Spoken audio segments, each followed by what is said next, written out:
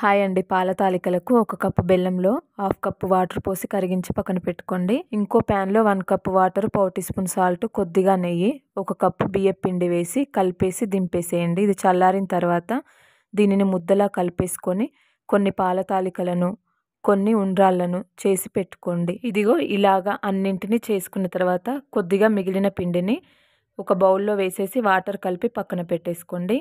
ఇంకో ప్యాన్లో 1 లీటర్ వరకు చిక్కటి పాలు తీసుకొని దాంట్లో నానబెట్టిన సగ్గుబియ్యం వేసేసి అవి 5 మినిట్స్ మరుగుతుండగా కలిపిన పిండిని, పాల తాలికలను, ఉండ్రాళ్ళను వేసి 2 మినిట్స్ ఉడికించండి కదపకుండా.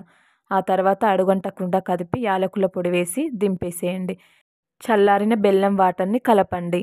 నేతిలో బాదము, జీడిపప్పు, కిస్మిస్లను వేయించి పాల తాలికలకు కలిపేస్తే టేస్టీ పాల తాలికలు రెడీ. చవితి ప్రసాదాలలో ఇది ఎంతో స్పెషల్. చాలా బాగుంది.